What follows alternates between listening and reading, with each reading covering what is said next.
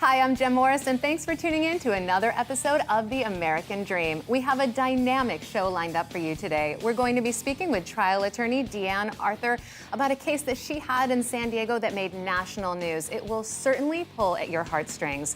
We're also going to be speaking with the always entertaining Roberto Monaco. He is co-founder of Influenceology, and we're going to be catching up with Patrick Ferry. He is a realtor and a business coach. We're going to be talking about real estate in San Diego, and is there any more room for appreciation?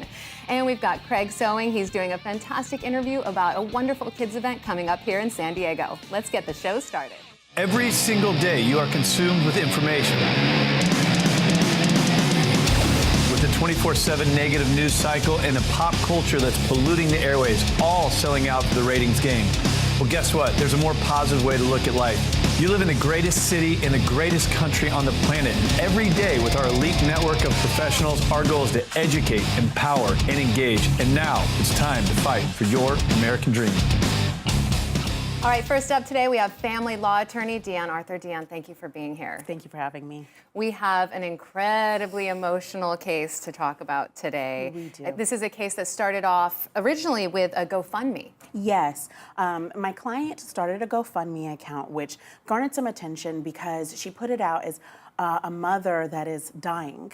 She was dying of breast cancer, and she needed help financially, not just with her medical bills, but because she had to stay in San Diego County despite all of her family being in New Jersey. And when I say stay, I mean the courts were actually forcing her to stay because she was in the process of divorcing. And when you file for divorce or any type of custody petition, there's an automatic restraining order that gets put on both parents that you can't leave the state. Exactly. You can't leave the state, or even the county for that matter, without approval from the other side. And in this situation, obviously tensions were high, so he wasn't giving approval to take the children. And the children were 1 and 2. And to his credit, I don't think he understood the magnitude of her health conditions. Maybe he was taking into account their issues and didn't really realize how serious it was, but she was essentially dying. She already knew it was terminal. So my plan was to go into court and ask them to advance the dates. When you go in and file, you could get a court date 3-4 months out, and then you have to have another court date 2 months out for a judge to actually decide. Because we were asking for a move-away order to allow her to go to New Jersey with the children. And be with her family. Exactly. Because she was dying. Yes. I mean, she only had, what, a few months to live? Well, at the time when we filed, we weren't sure. It was about a few months, maybe a year at best. But in the process, as we were waiting, we went to court and the judge says, my calendar doesn't allow it. And the judge was in a tough spot. Statutes don't allow for certain things, and they have broad discretion in what's to consider an emergency. So we had to go back to the drawing board to figure out how can we get her to New Jersey because she wanted to start treating with her family out there. And in the process, she called me and said, you know, I was having some headaches, went to the doctor, and now the cancer's in my brain. I have 4 to 6 weeks to live. And she's taking care of a 1 and a 2-year-old? Yes. She had always been the primary caregiver. She was on disability at that time. And going through consistent chemo, right? Yes. And so at that time, the doctor said, well, we need you to go through radiation. Not to take away the cancer, but just to prolong any time that you could have left to get you to these 4 to 6 months at best, or weeks at best. So then I went back to the husband to say, hey, let's just not even go to court. Can you allow her to go? We'll do a written agreement. Still no. So. Oh, and he's here in San Diego? Yes. Okay. Yes. And so he still couldn't agree to it. And without an agreement from the other side, she would be in violation of a court order if she were to go to New Jersey. So she had to make that decision. I was in court one day, all day. I didn't get to talk to her. She had to make a decision to go because her doctor said, you need radiation. If you start it here, you have to stay Continue here. Yeah, it's only calibrated for your brain. Or if so you she start in New Jersey, essentially broke the law and went to New Jersey. Yes, she violated a court order and she went. But she let the husband know, hey, I'm in New Jersey. You know, I had to start my treatment here. You can come visit the girls, you know, but he still, you know, they weren't communicating. So I can't say what was going on with him. So he didn't know, maybe was this real? I don't know what was going through his mind. Was he thinking maybe she's manipulating the situation, trying to get them out of state? That's the only thing I could think why he would still oppose it, knowing that he was going to eventually get the girls back regardless. Full time, right? Yes. So he went into court to ask the judge to make sure that she brings the girls back, basically order her to bring the girls back now. Because family law is so emotional and it allows the judge so much discretion, the first judge said, well, I can't allow her to violate court orders no matter what her health condition is. She needs to bring the girls back within 48 hours. So I couldn't stand for that. This was just too much on the line because I knew what she was going through. I talked to her every single day. So I went back. 2 days later, I went back and we had another judge, which was actually the original judge. He just wasn't in town when they did that emergency hearing. And I asked that judge, can we at least have an extension on this 48 hours because she is, without exaggeration, dying. This judge got it. He said, you know, I'm bound by this statute. She is in violation of court orders. I'm inclined to give her an extension, maybe 2 weeks. And then he looked at the husband and he said, she has brain cancer. There's things that are probably affecting her brain. See if you can work this out. And he said the thing that most judges say, and which is what I always tell my clients, do the best you can to work this out without having to get us involved. I don't know the entire story. I can only look at these medical records, which he said, which is the most depressing records I have ever read. And he said, just see if you can work this out. And he said the same thing, you're gonna get the girls back. Exactly. She even had a return ticket for them. Well, and this speaks to the bigger picture. If you can handle things out of court, if there's any possibility to do so, make your own decisions for your own family. I'm sure that she must have been so thankful to have you. Do you want to share with us what her father said? She did pass. Yes, she passed away, but she passed away the night before the girls were supposed to leave. So it did have a happy ending there, but her dad used to always tell me when I would talk to him, keep up the good fight, kid, thank you.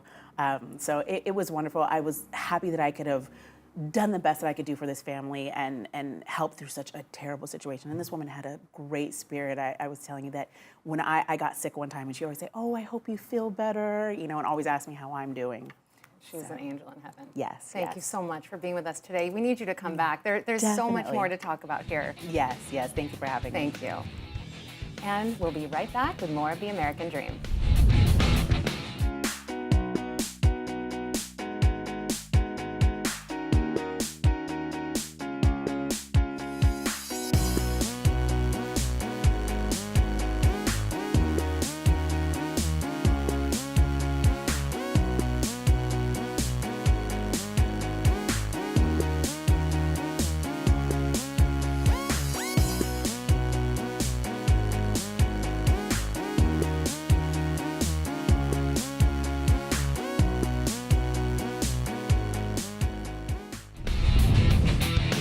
We are back on The American Dream with the always entertaining Roberto Monaco. Roberto, nice to meet you. Nice to meet you. I'm so happy to be here. What are we talking about today? We are talking about how and why you should get your message out through public speaking, presentations, TV, interviews, video marketing, Facebook Live.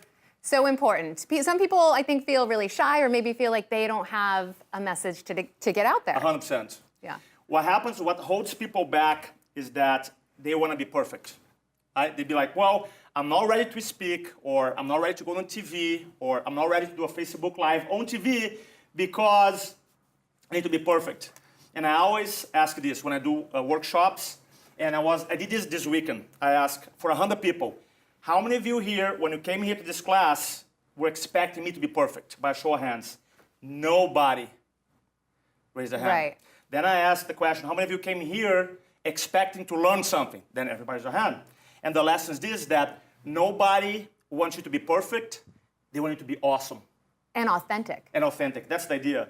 Because English is my third language. And obviously, I know that sometimes... Third? Yeah. Gosh, I feel like such a slacker. Hablo espanhol, falo português. When I went to school, I learned Portuguese, then Spanish, and now English. So the idea is that we are going to make mistakes, but because the idea... the reason I do what I do is not, for me, Roberto, is to help people, empower people so that they can share their stories. So that's what I do. So people feel like they need to be perfect, so they freeze, they don't do anything. What is the first step of getting over that? Well, the first step is figure out why you want to speak, right? And for me, it's all about purpose. When I'm super clear about why I want to do it, realize that it's not about me, it's about other people. It's just like, you see these spotlights, have these lights, bright lights here, right? Imagine, metaphorically speaking, you have a spotlight in your face and it's so bright, and you go, how do I look? How do I sound? Are they judging me? Do they like my accent? And when you have the spotlight in your face, you freeze and you have to change the spotlight and ask yourself, how can I serve people? How can I impact them today? How can I move them from point A to point B right now? Because you almost like remove yourself from a presentation, from the talk, from the interview.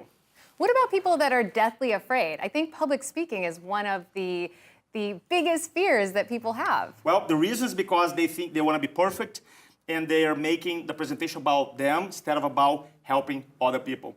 And the cool thing about public speaking is that you don't have to start speaking in front of like 1,000 people, 500.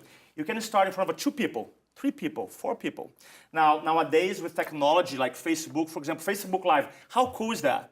Now, 10 years ago, if you want some TV time, do video production, cost a lot of money. Now, quote unquote, to have a broadcasting system in your phone. So you can actually start recording videos at home and become comfortable, and you do one video, the second video, third video, and eventually you build up confidence so you can speak for larger groups. That's the right. idea. That's right. So do you believe in that kind of fake it till you make it motto? No. No. No. So there has to be an authentic truth. Yes. And even if you're not perfect, let's take some steps. Yeah, because nowadays people want to get to know you. And there's no such thing as Superman, Wonder Woman out there. And I think that in influence, there's a term called identification. And identification means that the viewer, the audience, can identify himself or herself with the presenter. And because we have flaws, when you see a presenter who doesn't have flaws, it's really hard to create identification. So that your flaws, actually, they're very helpful to create this connection or rapport with the audience. That's the idea. Exactly. Well, I know that you have a life-changing story. I do have to share one. With us I have today. one. Back in 2010, right after the mortgage meltdown, I received a phone call from a company that were putting together this event in Atlanta. Now, I live in San Diego. So when they invited me to speak for an hour, I said, of course I want to do it. How much is your speaking fee? They go, 0. It's okay. Are you paying for my airfare? No. Hotel? No.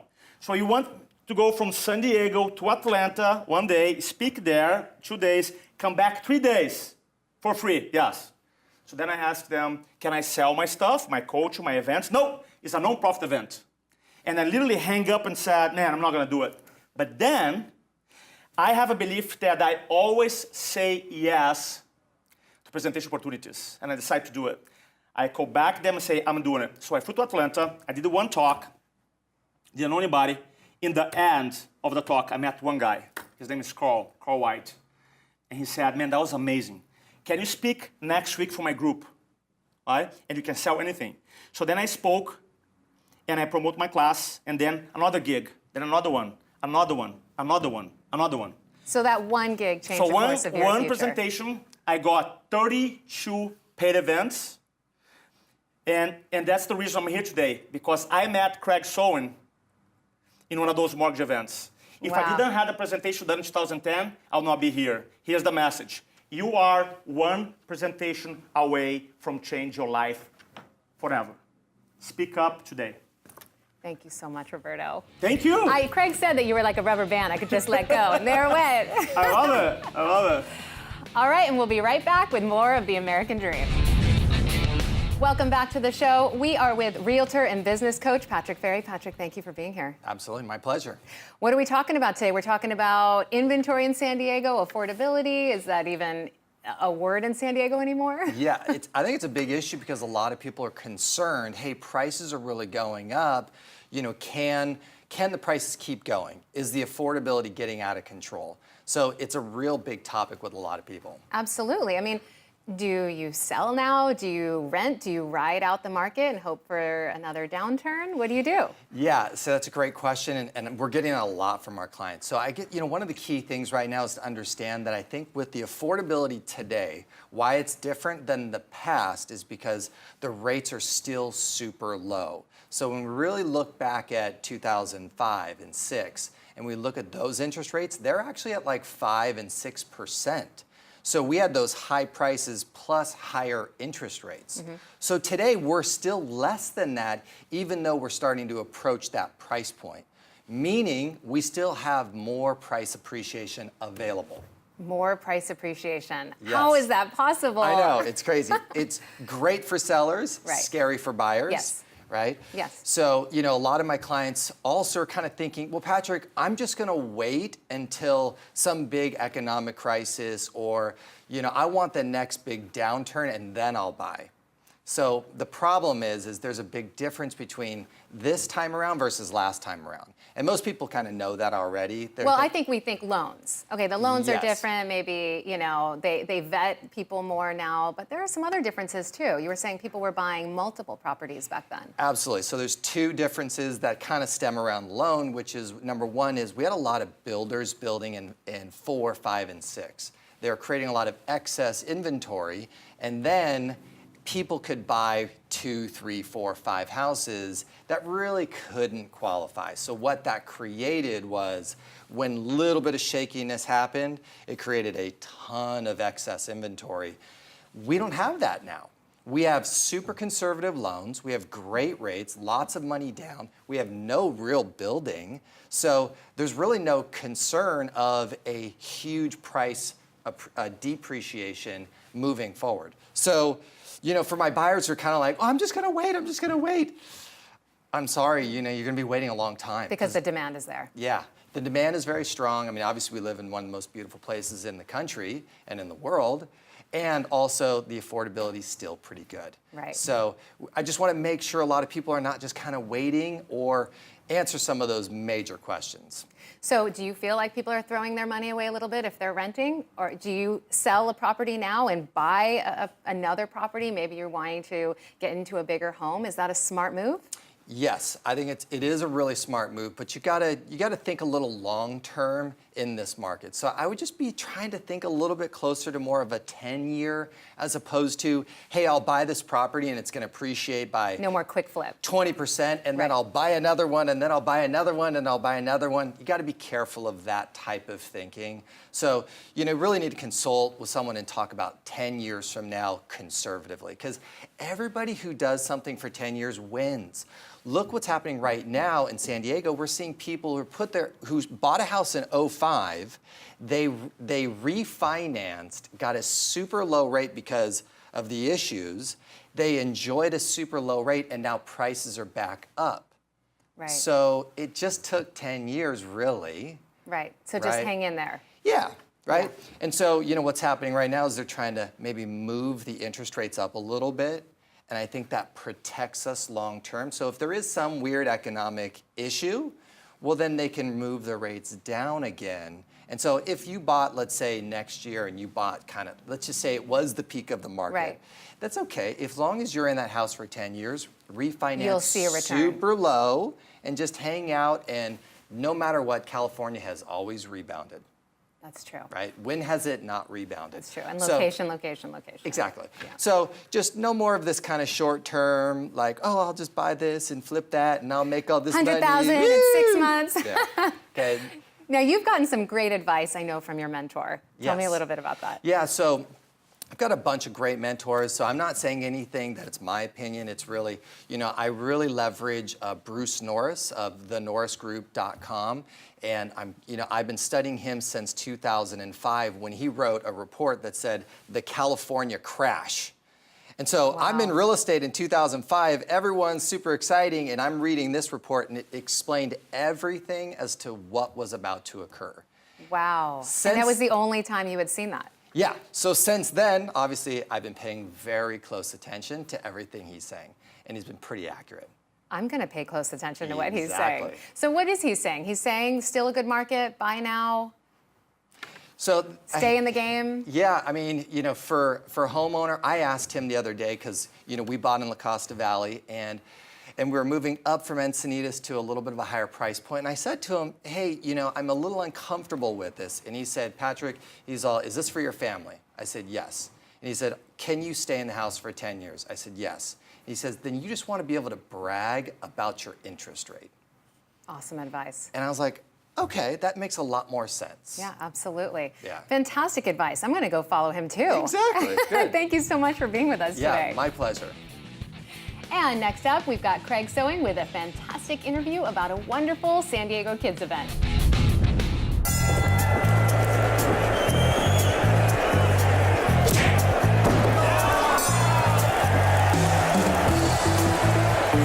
We have a winner!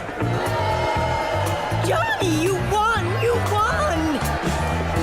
Grandma? There are certain times in life when you need a neutral third party to call the shots. I know, but I wasn't ready. You hear me? Keep it fair. Choose Oakwood Escrow.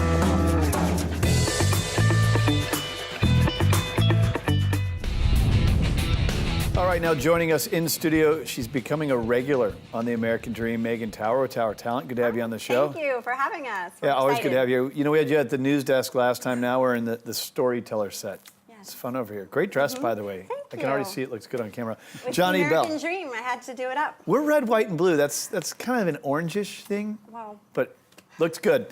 Johnny Bell, Director of Operations for this Kids Expo that's coming up. You got a couple big events coming up, and a cool story about you. You have a show that just launched on the Discovery Channel.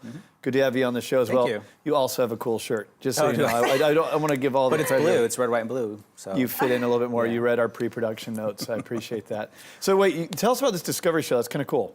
Oh, it's my business partner, Daryl Miklos. He's on a show called Cooper's Treasure. It's all about his relationship with the astronaut Gordon Cooper. He was up in, he was the guy that was in space the longest back in the 60s. Wow. And before he passed away, he gave my partner some information that he felt was going to lead him to sunken treasure ships. So Discovery's been following him around. I'm extremely proud. The show came out last Tuesday, and it's every Tuesday for the next 8 weeks. It's pretty interesting. Wait, I so was hold on. watching There's it a last night. show that they're actually going to look for a real treasure. This isn't something that's just been made up or planted. Yes. Yeah. Wow. Yeah, it's pretty interesting. You have to watch Wait, the can- show. Couple Can million you just tell us dollar the ending? treasures they're finding. Yeah, maybe a couple $100 million. Really?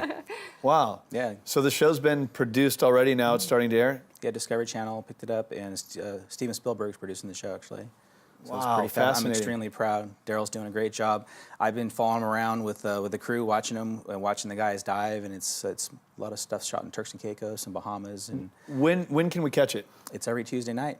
Awesome, man. And Well, that sounds you know, great. Tuesday night's when it comes out, but then they're playing it about 16 times a week right now. So 'cause it's a brand new thing. It's after Deadliest Catch.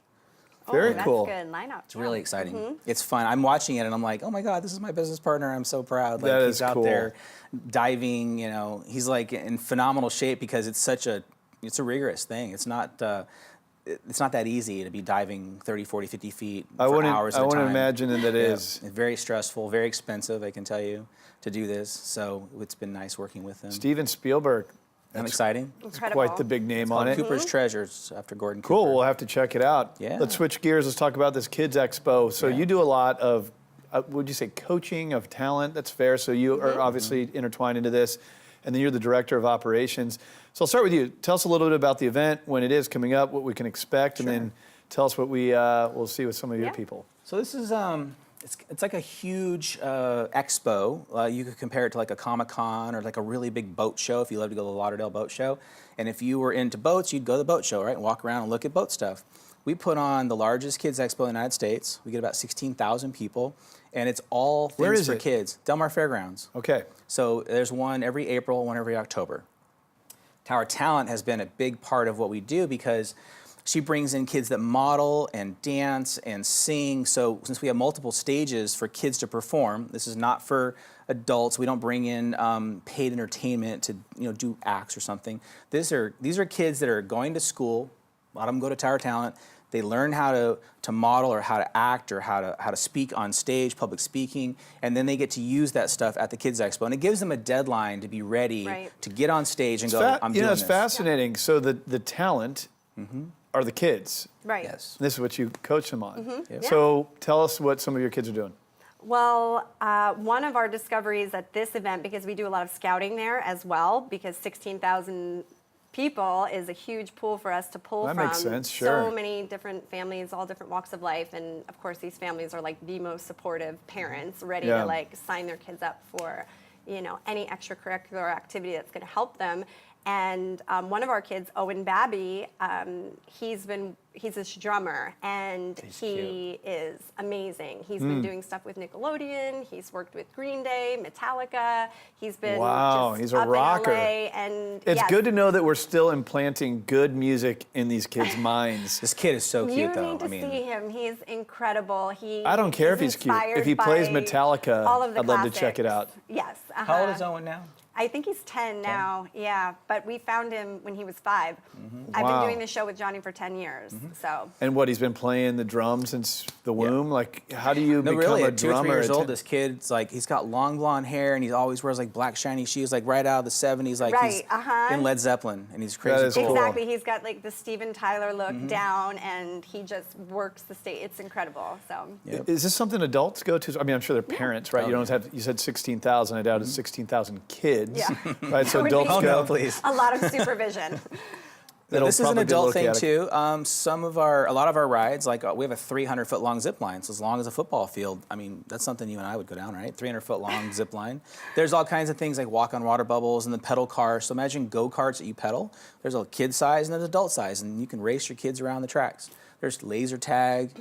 A lot of it is walking around and just realizing how many things are out there that you didn't realize in San Diego you can go do. Right. You might remember like the Legolands and Disneylands and things like that, but you forget that there's a lot of things that kids they can join a soccer team, or we've got bicycles. You want to put a kid on a bike and they're 3 or 4, they've never done it before. We've got little tiny bikes that don't have pedals that they can see if they can balance. I got to ask you, how did you get into this? I mean, it's not like you grew to 16,000 overnight. There's a progression there. It sounds like a major, major project. How did you even get involved in this? There was a show back, started in '94 called Parent Child Expo, and some good friends of ours started and ran it for over a decade. And then 9/11 hit, and it went dark for a while, and we heard about it. We wanted to combine that Kid Expo with stages for kids to perform. I'm a music fan, so I love the band stage where all the kids, the 5-6-piece rock bands, and they're playing Metallica and Green Day. So I like having the music and the dance and the karate and the modeling and all that stuff, because then it gives kids a time to go, okay, you have to be ready. In 3 weeks, you're going to be on stage. It's going to be fun on television. I mean, this is a big thing. And a lot of them, they've never even performed in front of a crowd before. They've been What a just learning experience, performing right? behind the scenes, and then especially for my clients, it gives them so much more confidence to go on their auditions, and they have boosted their resume with a little performance, so they feel like they're ready to go. No, I think it's cool. It sounds like a fun event. I know it's good for Tower Talent, and I don't know. I think it's just good for kids in general, which is good for San Diego, right? Which is and what it's this is all based about. upon a nonprofit too. So Johnny. So the has- whole event's not, by the time we spend all the money putting on the show, it's not a huge profit-making machine. What it does do, though, is we get a lot of help in supporting kids in music. We get donated used sound gear and guitars and things like that. Taylor Guitars is one of our sponsors. Right. Wow. So we get a lot of help from the community getting kids music gear that they probably can't afford. Awesome. Right. Johnny, good luck with the TV show. you. Good luck with the big event. Yeah. Tower Talent, Megan Tower, good to have you on the show as well. you for having us. And I know it's this weekend, then one coming up in May, so I hope our audience can go check it out. Great stuff. More of the American Dream coming up next. Well, we had an amazing show. Thank you to all of our guests. Be sure to follow us on social media and check out our website. We will see you next time on The American Dream.